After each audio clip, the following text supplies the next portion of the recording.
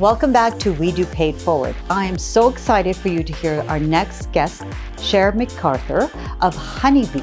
You get to hear her story of why it's important to mitigate risk in people. And stay tuned for more. Welcome. I'm Milena Radakovic, and this is WEDO Pay It Forward. Welcome back to WEDO Pay It Forward. I am so excited for you guys to meet my next guest, Cher McArthur. Thank you so much for joining. Can you tell us a little bit about your business? Oh, thank you for having me on. I appreciate it.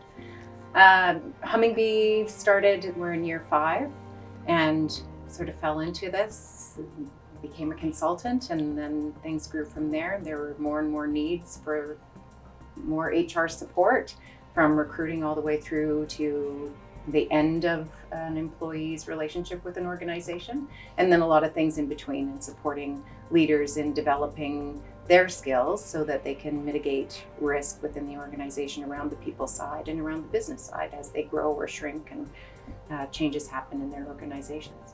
Fantastic.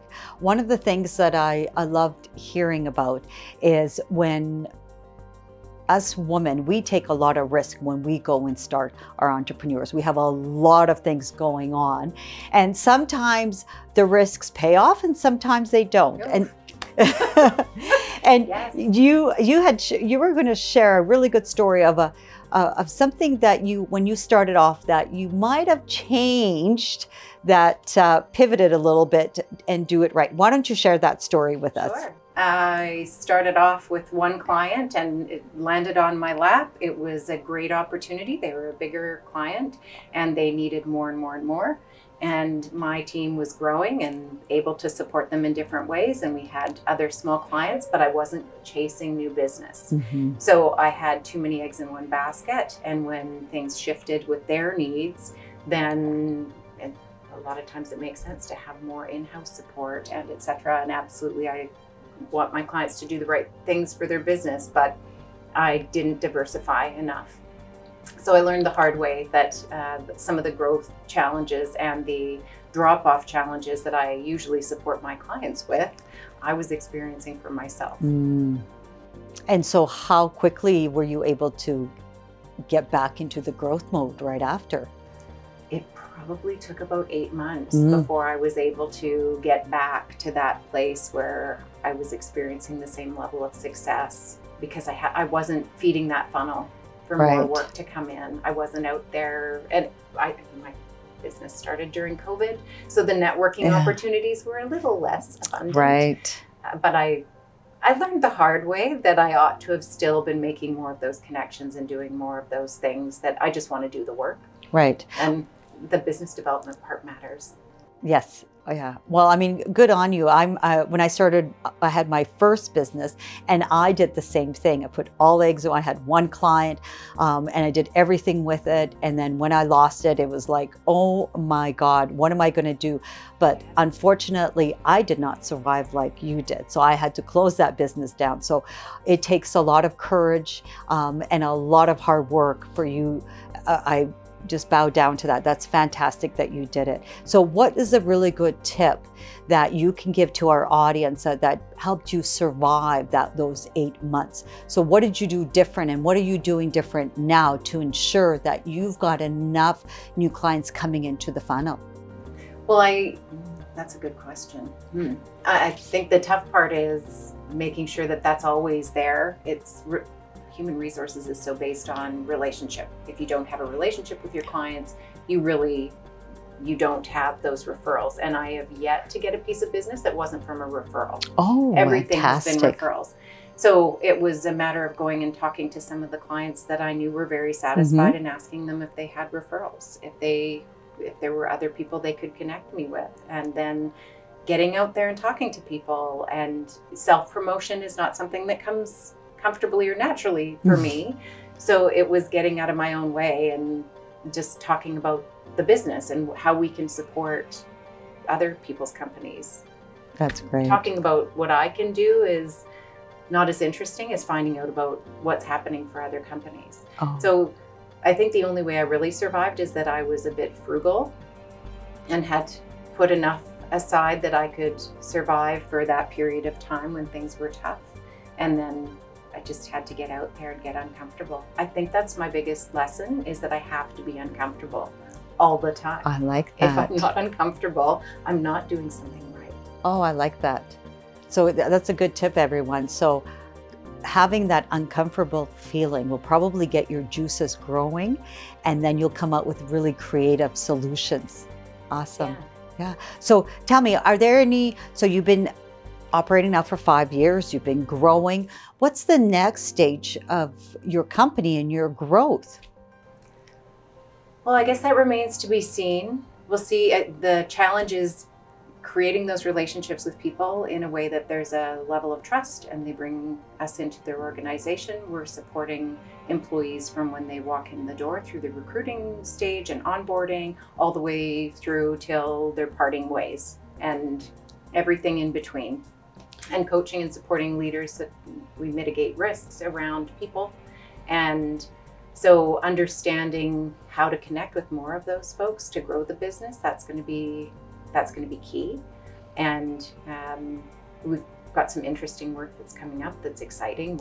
We're doing reorganizations, restructurings, some change management pieces they're fun and they're interesting, and they'll help those particular clients to grow their business in ways that make sense, or in the case of one of them, reduce staff a little bit to become more efficient.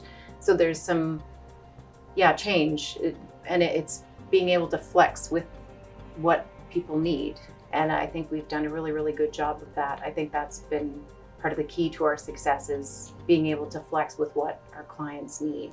And then I've been able to find some amazing people who support all the work, writing policies. Someone who used to be a lawyer but didn't want to do that anymore. Oh, wonderful. She writes policies. And then we've got a recruiting team, and we've got folks that do generalist work, and change managers and coaches, and leadership workshop folks. And so just having that gamut and being able to flex to what our clients need, I think that's been the big piece of success so far, and that'll determine where we go next. That's great. I love this, hearing from companies that service and support other entrepreneurs and other businesses, hearing the story of how you grow and increase your portfolio of services. So when you first started off, you probably just had, a couple services that you offered. How did you know when to grow and add additional services, and when to grow your team to support that?